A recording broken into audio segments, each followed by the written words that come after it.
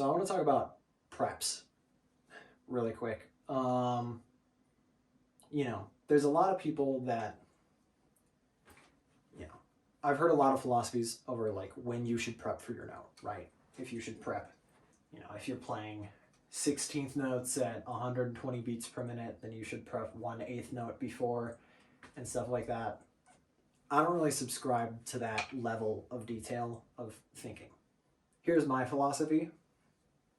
The velocity that your mallet goes into the drum should be the same that it comes out of the drum.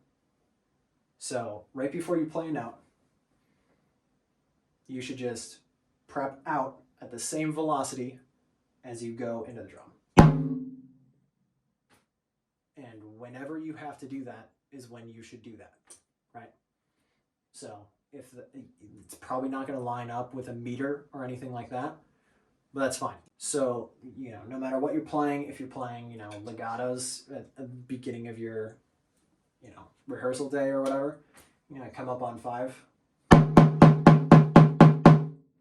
don't need to be doing this like anything like that. Obviously, can be exceptions for, visual effects. If it's big unisons or something like that, and you want to feel the time, you can do things like that. That's totally fine as directed. But for the core of your playing, for the most part, when you're playing splits or just a random unison or whatever, out and in is all you need to do. Out and in. Don't need to overthink it. Don't need to put meters to it or anything like that. Just go out at the same speed that you go in at the proper height, whatever that is.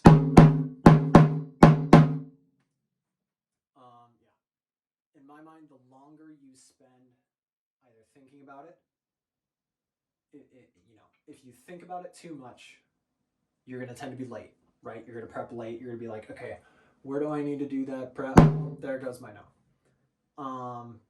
And if you're trying to do it too early, in my experience, the longer you spend out here, the more likely you're going to play not in time.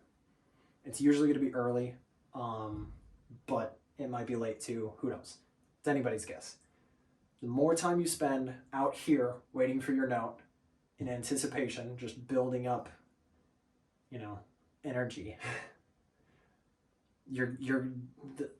it's a direct correlation of how wrong your note is going to be in lines that I've both been in and taught.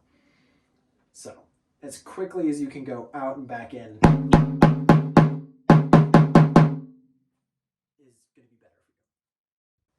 Cool. So we made it here, right? We've talked about the approach, soft hands, soft arms, parallel to the ground, set fulcrum, fingers not leaving, center of the head. We know how to play together with drums. We know how to interpret our different partials, our different splits that we might have. We know how to look at music now and understand that. We learned how to change a bass drum head. Now let's talk about probably the real reason why, the thing that people are excited for, which is more difficult splits. Given the circumstances, I'll do my best to explain them. It's hard for me to play them on just one drum. Ideally, I would have loved to have a bass line with me to show this to you guys, but make and do. The first thing I want to talk about is single splits and hand-to-hands. So if you don't know, like a single split is, bass 1 typically plays, 1 and 2 and then bass 2 or somebody else is going to play the E's and O's of those counts. If you've been practicing your grids, pretty simple, right? A little more difficult if it's a 6-tuplet, but still not that big of a deal. Hand-to-hands are typically faster. That's where one of the bass drums are going to play the full 16th note, or sometimes if it's a quick tempo, 8th note triplets. And then the other people that are playing the hand-to-hand, so they're going to play that alternating. The other person is going to split that exactly. So if they're playing 16th notes, you're going to play 32nd notes. If you're playing triplets, you're going to be playing 6 tuplets. 5lets is going to be 10lets if you're into that sort of thing. But, you know, I'm just going to quickly talk about that, and then we're going to move into, I think, some less obvious things. So when you're playing a hand-to-hand, the goal is for it to sound the same as if you were playing the downbeats, right? You don't want to approach the offbeats any differently than you would the downbeat. So the first step is going to be, I'm going to frame this as in like, I'm bass 2, you're playing with bass 1, but obviously any bass drums can have this kind of thing. So the goal of like what you want to do with your bass 1 is you want to play the downbeats with them first, right? If you have your time,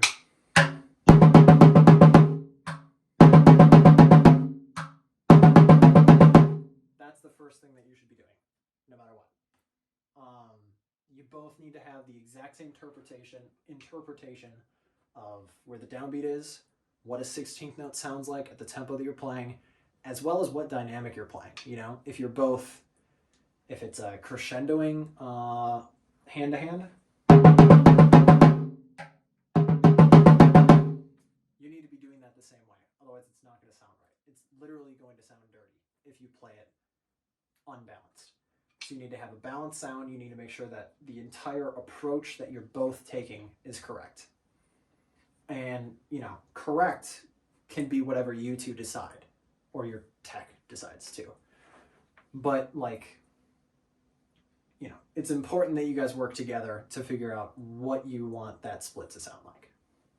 Then the next step, especially if you're new to this kind of thing, that I would recommend is maybe every other little rep of, 16th notes is what we're going to frame it as right now. Obviously, this works with any meter. Is switch between playing the check with them and playing your first attack, right? So.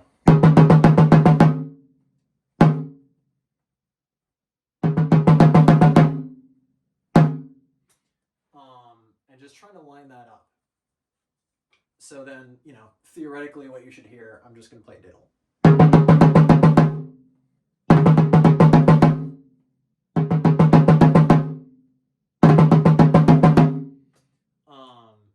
Is that split between 2 drums.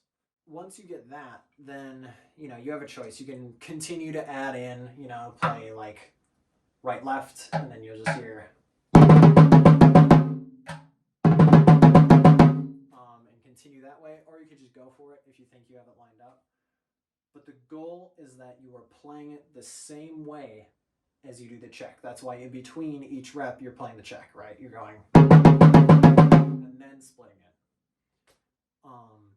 So that you have the same, it feels the same in your hand. The tendency, 9 times out of 10, is that you're going to both try to sneak into it. So you're going to play under your partner that's playing the downbeats for you, and then try to hear where you're at, and then sneak into the split that way. That's not going to work, especially outdoor on a field. If you're far away, that's going to be dirty every single time from up front. And in bigger arenas, indoors, even at MPA finals or whatever, it's going to sound bad, most likely. The other tendency is for you to prep at the same time as the downbeats and then just use a slower attack to count the space, if that makes sense. Your prep time and your attack time should be the same. It should just be a 30-second note later. So that's why you do that first part where you do the check and then the attack, so that you understand where that attack is. You should not be guessing. You should not be using time and like airy space to figure out where that is. You should know where that 30-second note is. And then after that, you're just playing 16 notes. That's the end goal. Just super bass level hand-to-hand splits. Let's move on now to some other more complicated splits. So buggadas, typically triplets or 6 tuplets, sometimes 9lets, sometimes like over a dotted, 16th notes over a dotted 8th. But these are pretty cool. We're gonna frame this as if it was bass 1, bass 2, bass 3. Obviously, it can be 2, 3, 4, 3, 4, 5, whatever you want. Or, up the line too. But basically, approach it a very similar way to what we just talked about with the hands, right? So you want one person that's going to play, if it's slow enough, you can play the check. Usually like ninelets would probably be slow enough. So you can at the very least play the quarter note triplet check, Play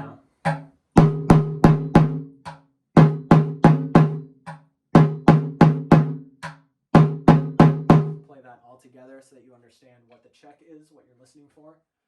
And then after that, you can fill in, maybe just 1 and 3 play the check, and then every other bass 2 plays their partials, so then you'll hear.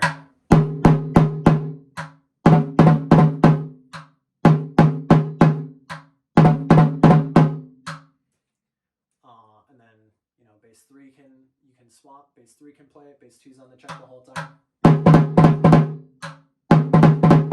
Is what you'll hear over 3 drums. And then eventually you can fill it in.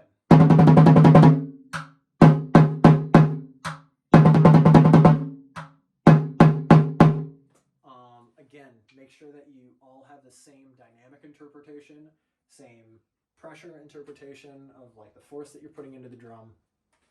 And then similar thing with the hands. We're doing that check and, progressively adding it in so that we know where our ninelets are. We're not guessing, we're not listening to the sound, because that's not going to be reliable on the floor or on the field.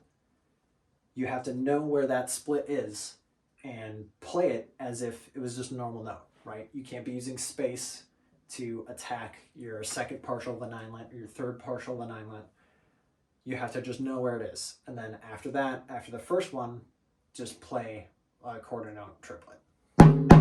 2 of them, usually, but yeah.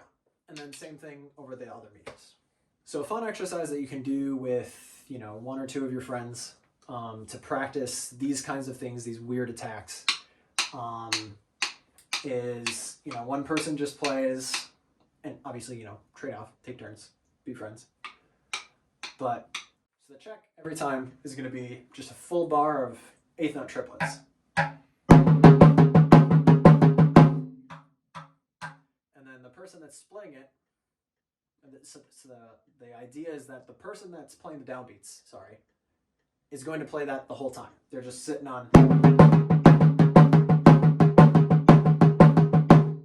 whole time. The person that's splitting it is going to play bar of check, and then they're going to play the second partial of a 6th tuplet in between. And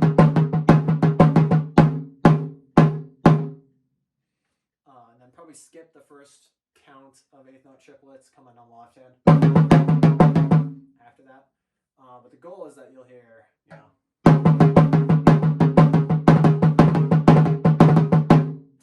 what you do after that is you just move the 6th tuplet partial, right? So after that, you're playing the 4th 6th tuplet partial, which is an 8th note, right? And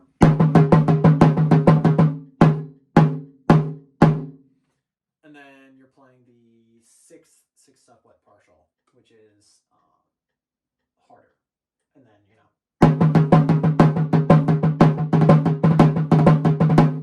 as you go through that, then you can add, 2 of them. You can add the whole thing, play hands. And then you can do a couple other different things from there. So then after that, your bass 1, and I'll have this whole like kind of sequence series included in the resources for you guys to check out.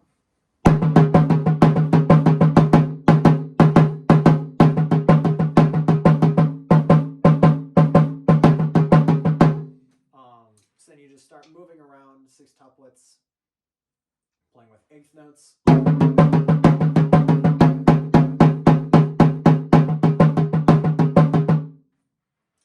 And just random things like that, so that you understand, all of your 6 tuplet partials, how to place those notes, and just in general get better with playing with somebody, right?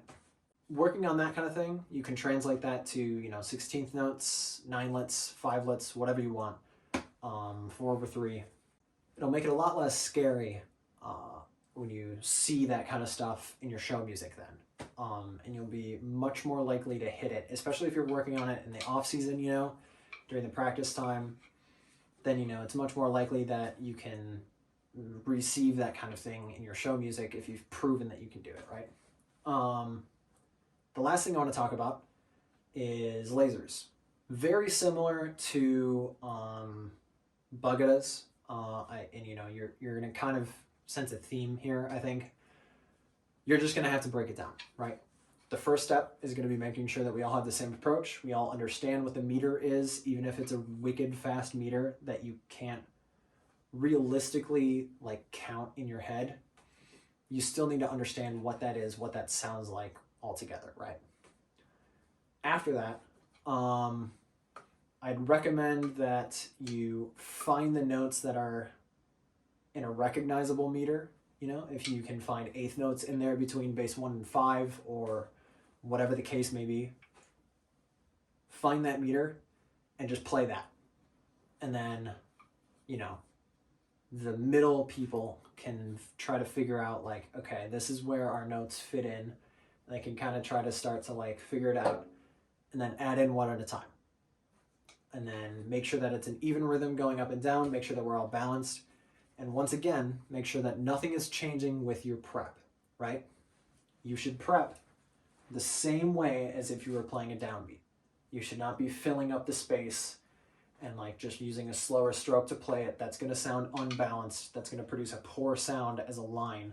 And the split's not gonna sound right.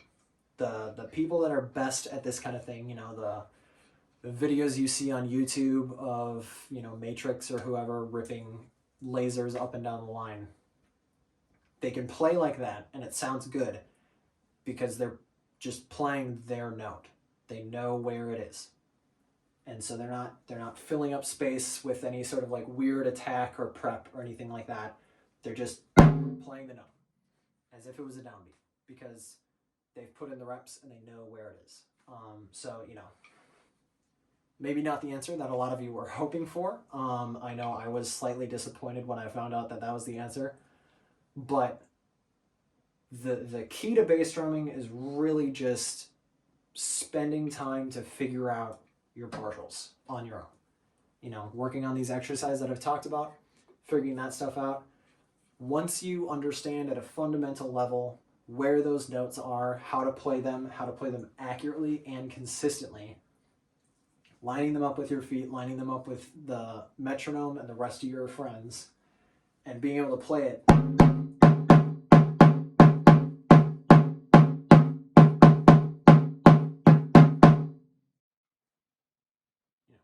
Understanding where those notes are, being able to play them as if it's just a normal like chord note on the downbeat, whatever, just a normal prep out and in. That's when, you know, playing bass drum is going to become a lot easier for you, a lot more fun. To me, when I made those realizations and then put in the time, it became a lot more fun because you're able to play well with your friends. And, you know, you're going to reap the rewards of that later down the line when you get judges' tapes or any sort of, you know, compliments from your staff, from your fellow members, from other people in MPA. It'll all be worth it once you put in that time. So, I hope that these videos have been informative for you guys. I've tried my best to, you know, just break down sort of my core bass drum philosophy, how I look at things. Really, I'm sure if you played back all the videos rapid fire, I'm probably saying the same thing over and over again, which is pretty accurate. You know, my approach to the bass drum is pretty simple. I don't, you know, it's just learn your splits, learn your partials, and everything's easier for you. I want to thank MPA for allowing me to do this. I hope there's a time soon where we can all safely see each other in person again. I'm looking forward to seeing some bass lines in the lots and in shows. both indoors and outdoors. But until then, I hope you guys all stay safe, stay healthy, and keep practicing.